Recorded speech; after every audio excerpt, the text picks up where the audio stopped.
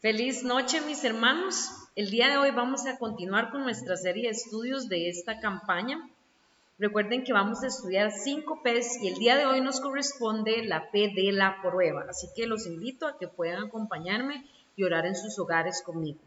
Padre Celestial, rogamos que tu presencia pueda estar con nosotros y que tu Santo Espíritu sea quien nos enseñe hoy el mensaje que tienes para cada uno de nosotros. En el nombre de Jesús. Amén. Bueno, como les dije anteriormente, hoy nos corresponde la prueba y vamos a repasar lo que hemos visto durante estos días. Recuerden que voy a hacerme más chiquita aquí por acá para que ustedes puedan ver las imágenes correctamente. Ok, listo. Recuerden que la primer P que vimos fue la de la promesa, donde estudiamos cómo Jesús antes de morir le explicó a sus discípulos que Él se iba a ir, pero que iba a volver. Y vimos algunas de las señales de la venida de Cristo que son importantes recalcar, como que nadie sabe la hora, como que todo ojo le verá, va a suceder una resurrección y también el hecho de que va a ser suspendido en el aire por medio de una nube. Recordamos también que hay muchas personas que se burlan y han dejado la fe creyendo que Jesús se ha tardado en venir, pero nosotros debemos confiar en su promesa. El día de ayer estuvimos hablando acerca de la segunda P, que es la preparación. Recordamos que Mateo 25 es una serie de parábolas que me mencionan a mí diferentes advertencias de lo que puede suceder si yo no estoy prestando atención, si yo no estoy enfocada en que Cristo viene pronto. De una manera especial, pues ahí ustedes tienen la imagen de las 10 vírgenes. Todas eran sinceras, pero no todas se prepararon para el cierre del tiempo de la gracia. Y el día de hoy vamos a estar hablando de la prueba. Vamos a hablar de nuestra tercer P, que es la prueba. Ahora, surgen dos preguntas muy importantes. La primera pregunta es, ¿por qué es necesaria una prueba? Los que han estudiado o han estado en algún instituto, en alguna escuela, en una universidad, han visto que generalmente se utilizan pruebas para probar si el estudiante maneja algo de lo que se ha dado en la clase. Bueno, la prueba siempre tiene que ver con eso, con probar algo. En este caso es un poco distinto, porque la prueba en nuestra vida espiritual tiene que ver con una purificación. Cuando nosotros somos probados, nuestro carácter empieza a ser edificado y a ser transformado. Isaías 48:10 dice, he aquí te he purificado y no como a plata, te he escogido en horno de aflicción. Cada vez que nosotros tenemos una prueba, las pruebas nos purifican. Y en el tiempo del fin, después del cierre del tiempo de la gracia, el pueblo de Dios necesita ser purificado. Porque yo no sé si ustedes recuerdan que en Apocalipsis dice que nada impuro entrará a la nueva Jerusalén. Por eso es que necesitamos una prueba final para que nuestro carácter sea purificado. Y la segunda es porque es una revelación. Recordemos que desde que Satanás decide dejar el cielo, es echado del cielo por una decisión que él toma de ir en contra de la ley de Dios. Desde ese momento el mundo, cuando él viene aquí, Adán y Eva caen por el pecado que cometen de obedecer a esta serpiente, pues desde ese momento el mundo es un espectáculo para el universo. Y aquí, como dice Pablo, Dios nos ha exhibido y hemos llegado a ser un espectáculo al mundo, a los ángeles y a los hombres. Vamos a continuar con la siguiente y es la gran tribulación. Esto lo vamos a encontrar en Mateo, así que vamos a buscar nuestras Biblias de una vez y vamos a ir a Mateo, porque vamos a ver dónde es que menciona la Biblia esta prueba, que es lo que nosotros conocemos como la gran tribulación o la angustia de Jacob. Vamos a ir entonces a Mateo, vamos a buscar en nuestras Biblias, Mateo capítulo 24, del verso 15 al 22. Mateo capítulo 24, del verso 15 al 22. Dice así, el profeta Daniel escribió acerca del horrible sacrilegio. Hay otras versiones que dicen de la abominación desoladora. Cuando ustedes lo vean en el lugar santo, el que lea entienda. Entonces los que están en Judea que huyan a las montañas, y el que está en la azotea de su casa que no baje a sacar nada. El 18, y el que esté en el campo que no regrese ni aún a recoger a su ropa. 19, pobres mujeres, aquellas que en tales días estén embarazadas o tengan niños de pecho. Pidan ustedes a Dios que no hayan de huir en el invierno ni en sábado. Y el 21, ahí lo explica, dice, porque habrá entonces un sufrimiento. Hay otras versiones también que dice, habrá entonces una gran angustia como nunca la ha habido desde el comienzo del mundo, ni lo habrá después. Y el 22 dice, y si Dios no acortara ese tiempo, no se salvaría nadie, pero lo acortará por amor a los que ha escogido. Hay un horrible sacrilegio, hay una abominación desoladora, y después de eso, entonces viene un gran sufrimiento, que incluso la Biblia dice que si Dios no acortara ese tiempo, incluso no se salvaría nadie, pero lo acortará por amor a los escogidos. Hay otras versiones que dicen que lo acortará por causa de los escogidos. Ahorita más adelante vamos a ver a qué se refiere con los escogidos también. Es importante que nosotros tengamos claros que la gran tribulación de la que se menciona aquí en Mateo 15 al 22, específicamente en el verso 21, que dice que habrá un sufrimiento como antes no lo ha habido, tiene un doble cumplimiento. Y la hermana White lo relata en el conflicto de los siglos. No solo se refería a lo que iba a vivir Jerusalén antes de ser destruida en el año 70, sino que también, y ahorita lo vamos a ver, según Daniel, según Apocalipsis, el pueblo de Dios sufre dos grandes tribulaciones, una que ya pasó y otra que está por suceder. La gran tribulación es la prueba que va a sufrir el pueblo de Dios, la gran tribulación es la angustia de Jacob que va a sufrir el pueblo de Dios. Vean lo que dice el conflicto de los siglos. La profecía del Salvador referente al juicio que iba a caer sobre Jerusalén en el año 70 va a tener otro cumplimiento. O sea, cuando Jesús aquí se mencionó en el capítulo 24 de Mateo que iba a haber un gran sufrimiento, no solo iba a ser uno, iban a ser dos. Y la terrible desolación del primero no fue más que un pálido reflejo de lo que será el segundo. Sigue diciendo, el mundo entero será envuelto en una ruina más espantosa que la que cayó antiguamente sobre Jerusalén. Cuando Mateo en el capítulo 24, verso 21, dice que habrá entonces un sufrimiento tan grande como nunca lo ha habido, se refiere a que iba a existir uno en ese momento, pero también iba a existir otro. De hecho, mis hermanos, todo Mateo 24 tiene un doble cumplimiento. Todas las señales que se establecen acá no solo eran las señales que iban a suceder antes de la destrucción de Jerusalén, sino antes del fin del mundo. Por eso es que Mateo tenemos que leerlo y entenderlo antes del año 70, pero también después del año 70, cuando empieza el fin del mundo. Tiene un doble cumplimiento, así que la gran tribulación también tiene un doble cumplimiento. Ahora, esta gran tribulación que aparece en Mateo 24, 15 y 22, como les mencioné anteriormente, tiene un doble cumplimiento. Y nosotros podemos ver esto en Apocalipsis 13, que no lo vamos a estudiar ahorita, en el quinto sello, en Apocalipsis 6 y 20, y en Daniel 11. Vemos que hay un doble cumplimiento. En Apocalipsis 13, la bestia tiene dos periodos en que oprime al pueblo de Dios. Durante los 42 meses, que son los 1260 años, en que el poder papal tiene su gran auge y su poder y empieza a perseguir a los cristianos, empiezan a matarlos, empiezan a torturarlos cuando sucede la gran noche de San Bartolomé, cuando sucede la Inquisición, que matan a la gente hasta que se acabara el filo de las espadas. Ese fue el primer periodo de opresión y es la primera gran tribulación que sufre el pueblo de Dios.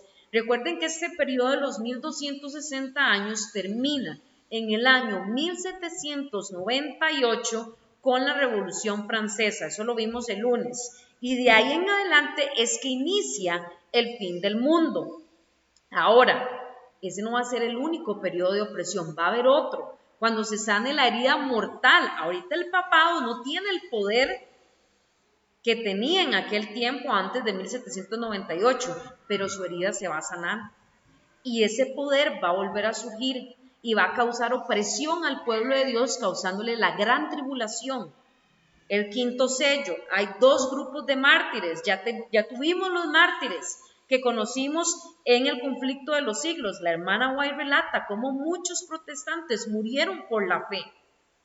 Pero también en el quinto sello se habla de otro grupo de mártires. En Daniel 11, recuerdan que eso lo vimos el lunes también, que estuvimos hablando del rey del norte, que era el poder papal, iba a tener dos etapas de dominio. Una ya la tuvo del año 538 a 1798, que fueron los 1260 años que se hablan en Apocalipsis 13. Va a tener otra segunda etapa. Esa herida mortal se va a sanar y entonces el pueblo de Dios va a volver a sufrir una gran tribulación, una gran angustia.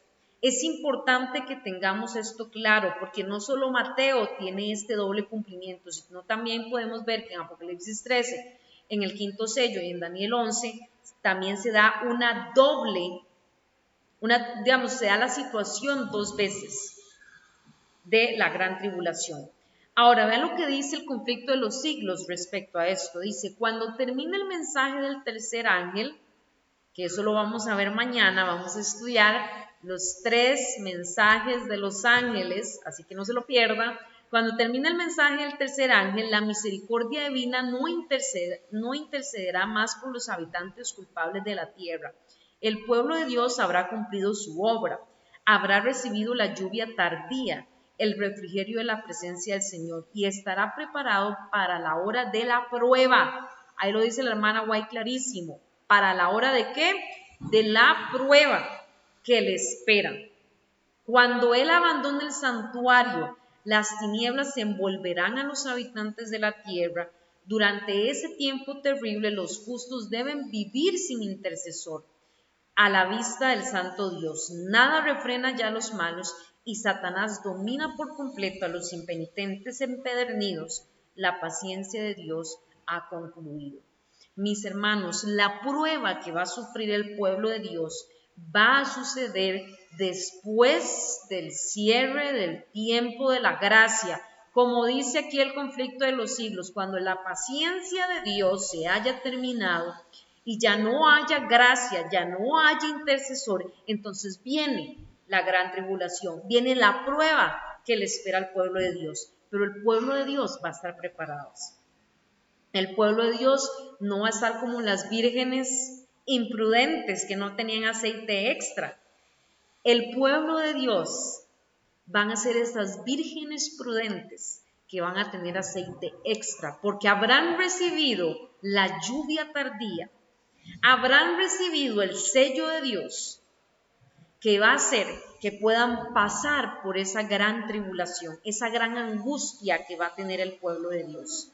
Ahora, ¿por qué es que va a ser una angustia? Bueno, ya ahora no hay nada que controle a Satanás. En ese momento de la gran tribulación, Jesús está saliendo del santuario, del lugar santísimo, para volver a la tierra. En ese periodo en que Jesús sale del santuario y Jesús llega a la tierra, es el periodo que conocemos como la gran tribulación.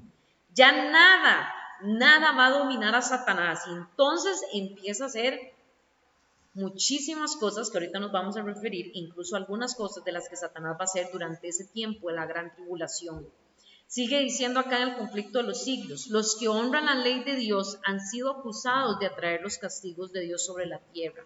Se les mirará como si fueran causa de las terribles convulsiones de la naturaleza y de las luchas sangrientas entre los hombres que llenarán la tierra de aflicción. O sea, en el tiempo de la gran tribulación, van a haber grandes convulsiones en la naturaleza, van a haber luchas sangrientas, va a haber aflicción y lo peor de todo esto es que se va a culpar al pueblo de Dios por todo lo que está pasando. Continúa diciendo acá la hermana White, se demandará con insistencia que no se tolere a los pocos que se oponen a una institución de la iglesia y a una ley del Estado. Nosotros sabemos que esta va a ser la Iglesia Católica, y la ley que se va a promulgar es la ley dominical, donde se va a prohibir, ¿verdad?, el hecho de que nosotros podamos disfrutar de nuestro sábado. Pues vale más que esos pocos sufran y no que naciones enteras sean precipitadas a la confusión y a la anarquía. Mis hermanos, es muy triste porque el pueblo de Dios va a ser culpado por algo que realmente no está causando. ¿Cómo no va a sentir uno angustia cuando hay algún chisme o alguna cosa así y usted escucha que están diciendo algo de usted que no es, y usted dice, pero usted se siente indignado? ¿Cómo están diciendo eso de mí? Yo no soy ese tipo de persona, o eso que están diciendo no es cierto. Bueno, pues el pueblo de Dios va a tener que pasar por esto, va a tener que pasar por una prueba en que no va a haber intercesor, en que la presencia de Dios se habrá retirado, la gracia, la misericordia de Dios, perdón, se habrá retirado, y entonces ahora Satanás está haciendo lo que quiera y culpan al pueblo de Dios. Creen que es el pueblo de Dios el que está causando todo esto. De hecho, aquí es donde suceden todas las plagas, todas las situaciones que menciona también Apocalipsis, y dice, estas plagas no serán universales, pues de lo contrario los habitantes de la tierra serían enteramente destruidas. Va a pasar algo aquí, va a pasar algo allá. Sin embargo, serán los azotes más terribles que hayan sufrido jamás los hombres. El pueblo de Dios no quedará libre de padecimientos, pero aunque perseguido y acongojado, y aunque sufra privaciones y falta de alimento, no será abandonado para perecer. El Dios que cuidó de Elías no abandonará a ninguno de sus abnegados hijos. Ahora que sucedió esto del COVID, siempre que sucede algún evento como que en la iglesia se alborotan ya a empezar a decir, ya estamos en el tiempo del fin, ya estamos aquí, ¿verdad? En el tiempo del fin estamos desde hace mucho tiempo. De hecho, hay dos expresiones que tenemos que diferenciar. Está el tiempo del fin y el fin del tiempo. Son dos cosas diferentes. En el tiempo del fin estamos desde 1798. Estamos en el tiempo del fin, pero aún no hemos llegado al fin del tiempo. La hermana White dice que así como cuando Jerusalén fue rodeada, y eso fue una señal para el pueblo de Dios, cuando se haga la unión entre el gobierno y esta religión, entonces será una señal para nosotros de que se avecina toda esta gran tribulación, cosa que no ha sucedido hasta ahora. A veces la gente dice, es que el COVID, ya estamos ya es el fin, ya estamos ahí. Bueno, es parte de, porque estamos en el fin, en el tiempo del fin, pero aún no estamos en el fin del tiempo. Todavía faltan cosas que suceder, y por eso es que nosotros necesitamos estar preparados con aceite extra para todo lo que está por suceder. Ahora, Mateo 24-22 hace un énfasis y dice ahí que si aquellos días no fuesen acortados, nadie sería salvo, mas por causa de los escogidos, aquellos días serán acortados. En Romanos 8, es más, vamos a buscarlo en Romanos 8, voy a buscarlo yo por acá, Romanos capítulo 8, el verso 30, 31 al 35, menciona quiénes son los escogidos de Dios y por causa de quiénes estos días se van a cortar. Romanos capítulo 8, el verso 31 al 35 dice, ¿qué más podremos decir? Que si Dios está a nuestro favor, nadie podrá estar contra nosotros. Si Dios no nos negó ni a su propio Hijo, sino que lo entregó a la muerte por todos nosotros, ¿cómo no habrá de darnos también junto con su Hijo todas las cosas? El 33 es el versículo clave donde dice, ¿quién podrá acusar a los que Dios ha escogido? Dios es quien los hace justos. ¿Quién podrá condenarlos?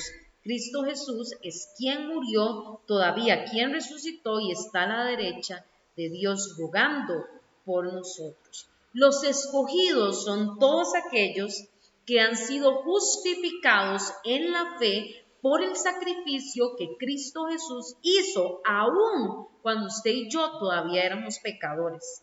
Esos son los escogidos. Y en Mateo 24, 30 y 31 dice que ahora Jesús, vamos a buscarlo, Mateo 24, el verso 30, Y 31 dice que el 31 dice, y él mandará a sus ángeles con una gran trompeta, para que reúnan a sus escogidos de los 4 puntos cardinales desde un extremo del cielo hasta el otro.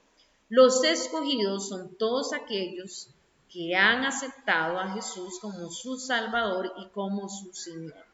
Son todas aquellas vírgenes que fueron prudentes, aceptaron el mensaje, recibieron la lluvia tardía, fueron selladas y ahora esperan ser liberados por Cristo. Esos escogidos son el siervo fiel, que no dijo, bueno, como el Señor se tarda, entonces voy a hacer lo que a mí me parezca. No, es el siervo fiel que siempre estuvo haciendo lo que tenía que hacer mientras su Señor llegaba. Esos escogidos, mis hermanos, son todas las ovejitas que van a estar al lado derecho cuando se dé el gran juicio final. Esos son los escogidos que en aquel tiempo los días se van a cortar por causa o por amor de ellos.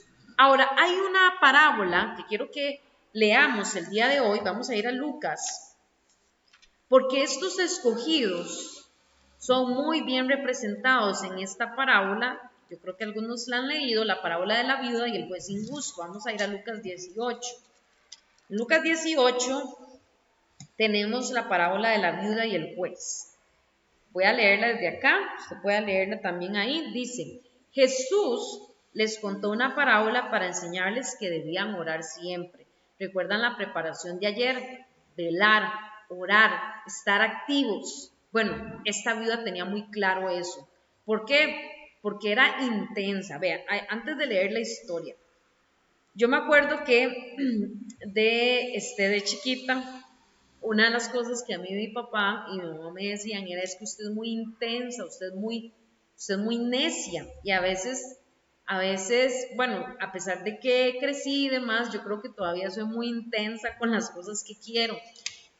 Y generalmente las personas que somos intensas le damos y le damos y le damos y le damos. Y si usted es una persona intensa, podrá entender que somos personas que seguimos y seguimos y seguimos hasta que recibamos lo que queramos, ¿verdad? En este caso, la viuda tenía eso. La viuda era una mujer intensa. Era una mujer intensa porque no se cansaba hasta recibir lo que ella necesitaba. Pues bien, vamos a leer que dice Lucas 18, dice, Jesús les contó una parábola para enseñarles que debían orar siempre sin desanimarse, o sea, perseverar, seguir. Y dice, les dijo, había en un pueblo un juez que ni temía a Dios ni respetaba a los hombres. En el mismo pueblo había una viuda que tenía un pleito y que fue al juez a pedirle justicia contra su adversario. Ojo a esto, la viuda tenía un adversario, había un juez. Misma situación del pueblo de Dios. El 4, durante mucho tiempo el juez no quiso atenderla. ¿Recuerdan ayer lo que sucedía en las parábolas? Había una tardanza, había que esperar. Bueno, a la viuda le pasó lo mismo. Dice ahí que por mucho tiempo el juez no quiso atenderla. Es interesante que se dé siempre este común denominador en estas historias del fin del tiempo, que siempre hay una tardanza, como para ver, como para probar de qué estamos hechos. Y dice aquí que después, bueno, el 4, durante mucho tiempo el juez no quiso atenderla, pero después pensó, aunque ni temo a Dios ni respeto a los hombres, sin embargo, como esta viuda no deja de molestarme, la voy a defender para que no siga viniendo y acabe mi paciencia. En otras palabras, por intensa voy a resolverle este asunto porque ya me tiene cansado con lo que está diciendo. Y el Señor añadió, esto es lo que dijo el juez malo. Pues bien, ¿acaso Dios no defenderá también a sus escogidos? Así como sucedió ahí con este juez que era injusto, con este juez que dice que ni le temía a Dios, ahora imagínense a Dios que es justo, que es bueno, que es bondadoso, cuánto no hará por nosotros los escogidos que clamamos y gemimos. Y dice ahí, los hará esperar. El 8, les digo que los defenderá sin demora, pero cuando el Hijo del Hombre venga, ¿encontrará todavía fe en la tierra? Cuando el Hijo del Hombre venga, ¿estará usted todavía firme? ¿Habrá perseverado usted todavía en la fe? Porque hay que ser insistentes, hay que seguir orando, hay que seguir velando, hay que seguir perseverando como esta viuda. Cuando usted quiera cansarse, acuérdese de esta viuda. Más, hace poco me acuerdo que en diciembre del año pasado había comprado unas entradas para el parque de diversiones. Pues resulta que solo se podían comprar online en la página web de ellos. Y pues sucedió que yo no sé qué pasó con mi tarjeta, que empezaron a cobrarme más y más entradas. Entonces a mí solo me llegaba el recibo de que había comprado otra entrada, de que había comprado otra, y al final yo compré como 6 entradas y yo solo ocupaba 2 entradas.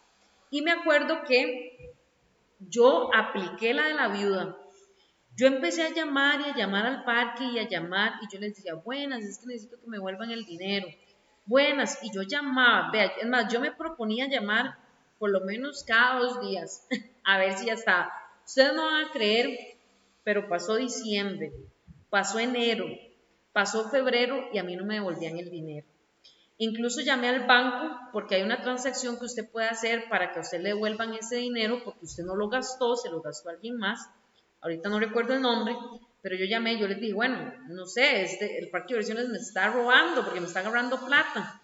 Y me dice, no, vamos a hacerle este proceso, pero usted va a tener que cambiar su tarjeta porque parece que su tarjeta ya quedó ahí y la están utilizando. Bueno, para no cansarlos, yo seguía llamando al parque de diversiones y llamando y llamando y llamando y llamando. Yo no sé, yo creo que a mí ya tenían el número mío apuntado ahí las veces que yo llamaba. Y al final me devolvieron el dinero, pero me devolvieron el dinero por intensa, porque estuve ahí, llame y llame y llame. Ustedes me van a decir, ¿no se cansó de llamar en 3 meses? Sí, me cansé de llamar en 3 meses. Pero al final yo decía, bueno, pues yo no me voy a dejar que me roben esta plata. Me parecía algo sumamente injusto que yo tuviera que pagar 6 entradas y yo apenas fui una vez y tenía que pagar. Bueno, mis hermanos, con la vida espiritual es igual, nosotros necesitamos perseverar, ser intensos, orar, orar. Y yo sé que a veces uno se cansa, porque a mí me ha pasado en mi vida espiritual, a veces yo le estoy pidiendo a Dios por algo y me canso, pero necesitamos ser como esta viuda, orar, orar, resistir. Y dice aquí que así de la misma manera, cuando el Hijo del Hombre venga, defenderá también a sus escogidos. La pregunta que hace también es si habrá fe. ¿Habrá usted seguido insistiendo como esta viuda o habrá desistido?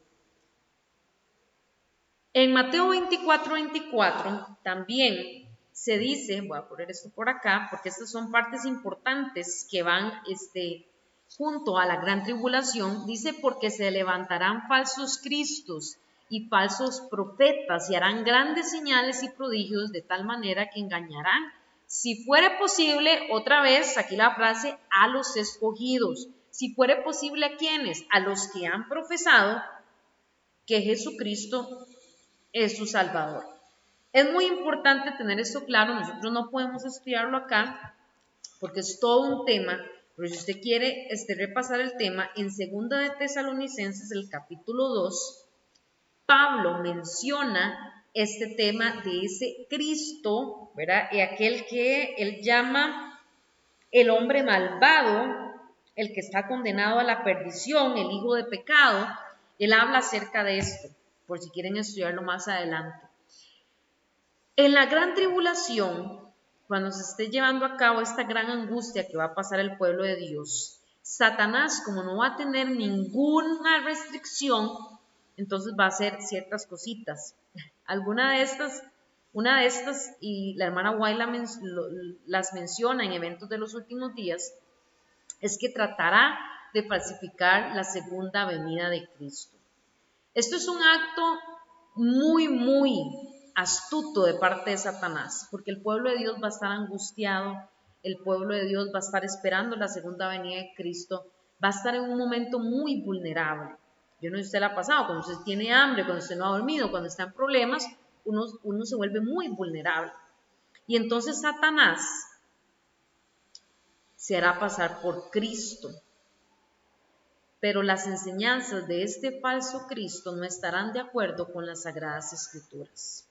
El pueblo de Dios, aun cuando Satanás intente engañarlo, no podrá ser engañado. ¿Por qué? Porque este falso Cristo, primero, a Satanás no se le va a permitir falsificar, y usted lo puede leer en Eventos de los Últimos Días, no se le va a permitir falsificar la venida de Cristo tal cual. De tal manera que si nosotros nos devolvemos al primer tema de esta semana, que era la promesa, podemos revisar cómo es que Jesús iba a venir, que iba a venir en las nubes, todo lo iba a ver la señal del Hijo del Hombre, que era aquella nube que era de la mitad de la palma de una mano, que empieza a ser más brillante y grande.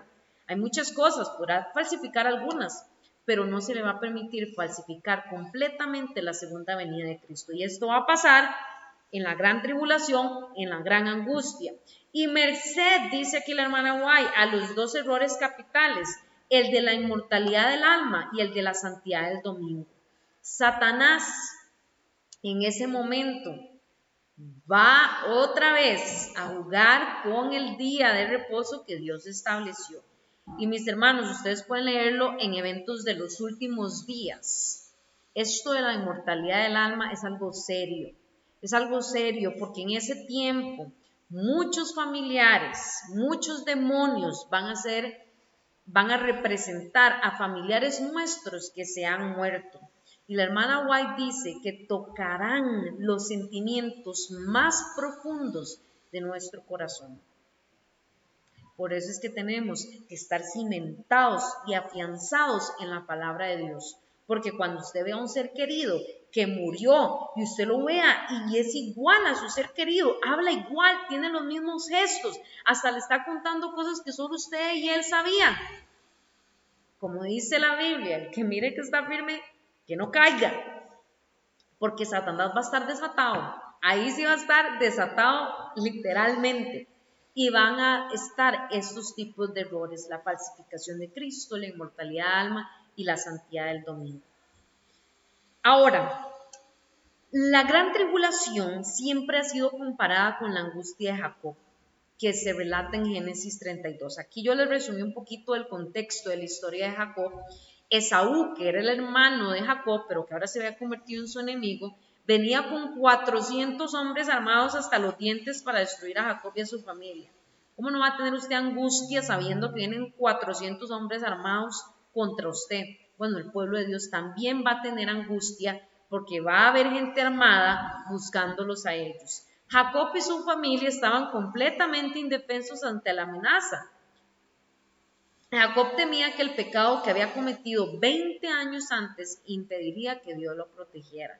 Sentía angustia de no haber sido perdonado, de que su pecado estuviera ahí latente. Jacob se fue al arroyo de Jaboc para vaciar su corazón en oración a Dios y pedía dos cosas. Dame la seguridad del perdón y protégeme de la ira de mi hermano. Vean, mis hermanos, cuando el cierre del tiempo de la gracia suceda, la angustia del pueblo de Dios va a iniciar cuando Satanás empiece a decirle: ¿y usted realmente cree que está perdonado? ¿Usted realmente cree que está salvo? Y entonces va a empezar a sembrar la duda en el pueblo de Dios, al igual como la tuvo Jacob, pensando que el pecado que había cometido hace 20 años impediría que Dios lo protegiera. Y usted y yo vamos a pasar por la angustia de Jacob de creer que los pecados que confesamos hace muchos años, que ya Dios los envió en el fondo del mar, todavía pueden impedir que Dios nos pueda proteger. Nos vamos a sentir indefensos, vamos a sentir angustia, no sabemos qué va a suceder. En el caso de Jacob habían 400 hombres, nosotros vamos a tener a todo el mundo armado en contra. Es obvio, vamos a sentir angustia. Es lo más normal que alguien sienta angustia ante una situación como esta. Dice así en el conflicto de los siglos: mientras Satanás, lo que les mencionaba, acusa al pueblo de Dios haciendo hincapié en sus pecados, el Señor le permite probarlos. Nos van a probar, mis hermanos, incluso en aquellos pecados que usted ya ni quiere acordarse. Bueno, nos van a probar con eso. Dice: la confianza de ellos en Dios, su fe y su firmeza serán rigurosamente probados. El recuerdo de su pasado hará decaer sus esperanzas, pues es poco el bien que pueden ver en toda su vida. Reconocen plenamente su debilidad e indignidad.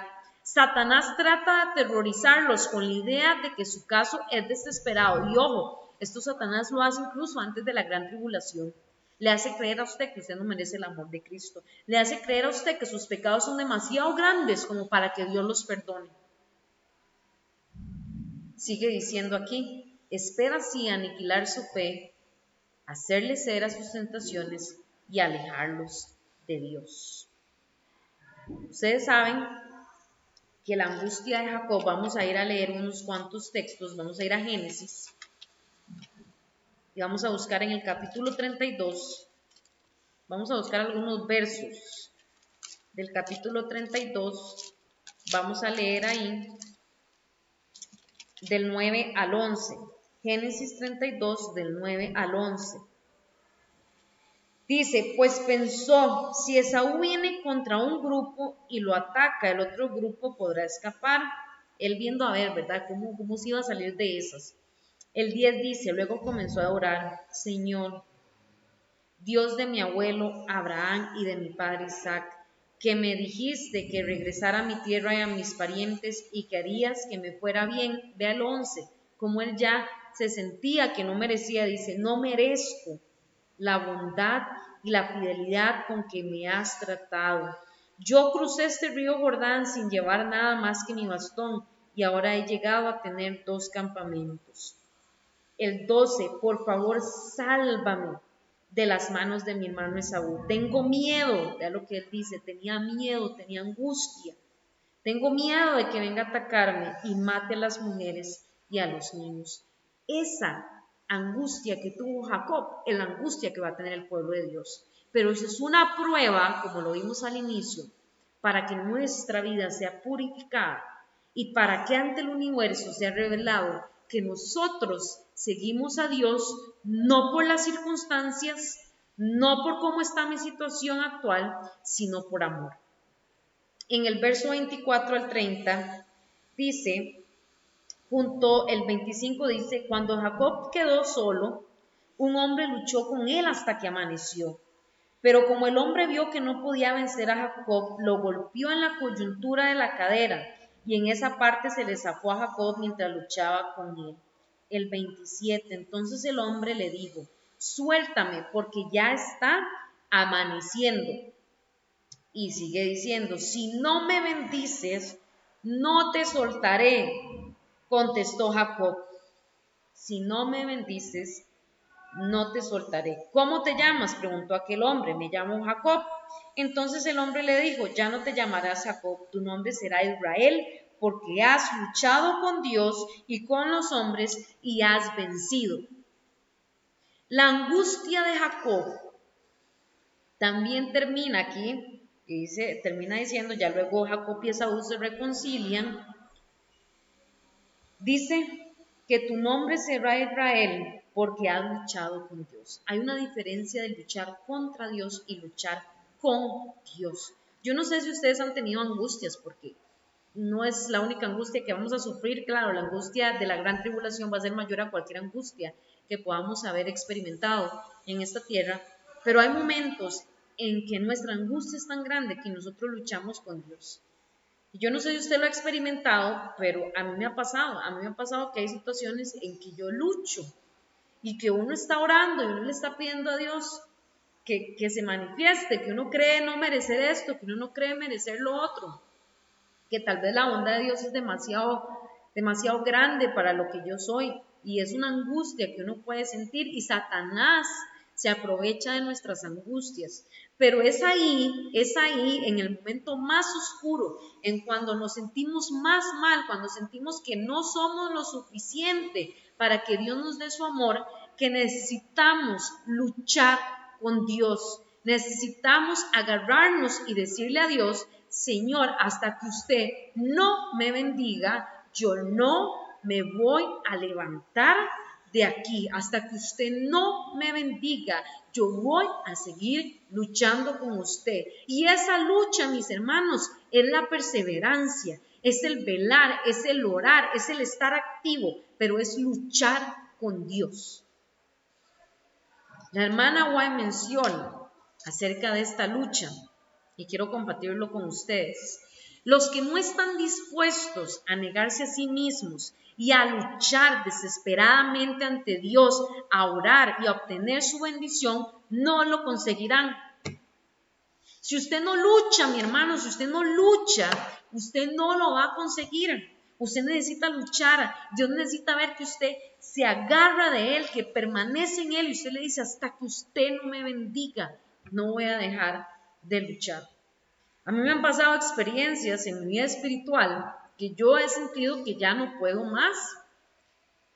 Y sigo orando, porque yo digo, Señor, si usted bendijo a Jacob cuando estuvo luchando con usted, yo quiero también esa bendición y yo voy a luchar con usted.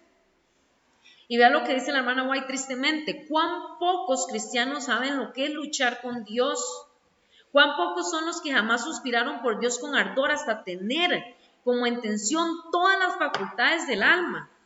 Yo no sé cuántas veces ustedes han luchado, han orado una noche, han llorado, han derramado su alma, porque han estado luchando con Dios, no luchando contra Dios, sino luchando con Dios.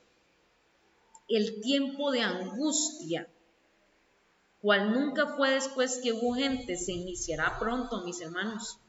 Y para entonces necesitaremos tener una experiencia que hoy por hoy no poseemos y que muchos no pueden lograr debido a su indolencia. Sucede muchas veces que los peligros que se esperan no resultan tan grandes como los que uno se había imaginado, pero este no es el caso respecto a la crisis que nos espera. Nuestra imaginación no es capaz de poder imaginar lo que vamos a vivir. Y por eso es que necesitamos luchar con Dios hoy. Necesitamos experimentar el perseverar en la fe. Y yo sé que a veces cuesta porque hay situaciones en que uno dice, Dios, pero es que, no sé, pareciera que usted no me está escuchando, pareciera que usted no me está dando respuesta. Pero necesitamos seguir luchando con Dios. Mi hermano, si las cosas están mal, si Dios no le está dando una respuesta, no luche contra Dios, luche con Dios. Y sosténgase, sígase sosteniendo y diciéndole a Dios, hasta que usted no me bendiga, no me voy a separar de usted. Si usted siente que quizás usted cree en el mensaje, que usted sabe que lo que se predica en la iglesia es la verdad, pero usted no siente que su vida está siendo transformado, siga luchando con el Señor. No luche con el hermano, no luche con la iglesia, luche con el Señor hasta que usted entonces sea bendecido. Sigue diciendo aquí, por más que un decreto general haya fijado el tiempo en que los observadores de los mandamientos puedan ser muertos, sus enemigos en algunos casos se anticiparán al decreto y tratarán de quitarles la vida antes del tiempo fijado. Recuerden que en el tiempo de angustia van a haber decretos para que se nos quite la vida. Dice, pero nadie puede atravesar el cordón de los poderosos guardianes colocados en torno de cada fiel. Algunos son atacados al huir de las ciudades y villas, pero las espadas levantadas contra ellos se quiebran y caen como si fueran de paja. Y otros son defendidos por ángeles en formas de guerreros. En la primera tribulación que sufrió el pueblo de Dios en los 1260 años, mis hermanos, se narra que los mártires morían cantando. Yo no puedo decirle a usted si esos mártires estaban sufriendo la muerte, pero que usted esté cantando mientras las llamas recorran su cuerpo. O sea, a mí, ¿verdad? Es una opinión muy personal, no la dice en ningún lado. A mí me parece que ellos quizás no estaban sufriendo la muerte en su cuerpo físico, estaban cantando. Y aquí dice que las espadas levantadas en aquel tiempo se van a quebrar y que otros vamos a ser defendidos por ángeles en forma de guerreros. Ustedes saben que Dios siempre va a estar pendiente de su pueblo y esa es una maravillosa esperanza. El día de mañana vamos a estar hablando sobre la proclamación. La proclamación, como les dije, de los 3 ángeles. Vamos a estar hablando de cómo Noé proclamó que iba a suceder el diluvio. Y el último día, que es el viernes, vamos a estar hablando, que de hecho este tema va muy ligado al tema del viernes. Vamos a estar hablando de la liberación del pueblo, de la liberación del pueblo de Dios. Vamos a estar hablando de cómo Dios siempre ha liberado a su pueblo, como en la imagen que ustedes ven acá, donde aparece Daniel en la fosa de los leones. Quiero terminar esta noche, mis hermanos, y yo sé que quizás se hizo un poco extenso, pero créanme que traté de hacer lo mejor, el resumen más apropiado para este tema, pero es importante que conozcamos cada una de estas partes. En el Salmo 91 hay un mensaje para usted. Esta prueba, mis hermanos, no tenemos que tener miedo, no tenemos que tener, no sé, desde ya angustiarnos. Es un hecho que nos vamos a angustiar porque vamos a recordar pecados, van a estar pasando muchas cosas, pero quiero que recordemos las palabras que se encuentran en el Salmo 91. El Salmo 91 dice así: el que vive bajo la sombra protectora del Altísimo y Todopoderoso, dice el Señor, tú eres mi refugio, mi castillo, mi Dios en quien confío. Solo Él puede librarte de las trampas ocultas y las plagas mortales, pues te cubrirá con sus alas y bajo ellas estarás seguro. Su fidelidad te protegerá como un escudo. El 5, no tengas miedo a los peligros nocturnos, ni a las flechas lanzadas de días, ni a las plagas que llegan con la oscuridad, ni a los que destruyen a pleno sol, pues 1000 muertos caerán a tu izquierda y 1000 a tu derecha, pero a ti nada te pasará. Solamente lo habrás de presenciar. Verás a los malvados recibir su merecido. ¿Por qué es que tenemos esta protección? El verso 9 lo dice: ya que has hecho del Señor tu refugio, del Altísimo tu lugar de protección. No te sobrevendrá ningún mal, ni la enfermedad llegará a tu casa, pues Él mandará que sus ángeles te cuiden por donde quiera que vayan. Te levantarán con sus manos para que no tropieces con piedra alguna. Podrás andar entre leones, monstruos, serpientes. Yo lo pondré a salvo fuera del alcance de todos, porque Él me ama y me conoce. Cuando me llame, le contestaré. Yo mismo estaré con Él y lo libraré de la angustia. Mis hermanos, nosotros vamos a ser librados de esa angustia, no va a ser una angustia para siempre. Y es el tema que vamos a tener viernes. Y dice, lo haré, lo colmaré de honores y lo haré disfrutar de una larga vida y lo haré gozar de mi salvación. Los esperamos entonces el día de mañana, donde vamos a estar viendo la cuarta P, que es la proclamación. Ya nos faltan solo 2 P, la proclamación y el premio. Que el Señor les pueda bendecir en esta noche. Hasta luego.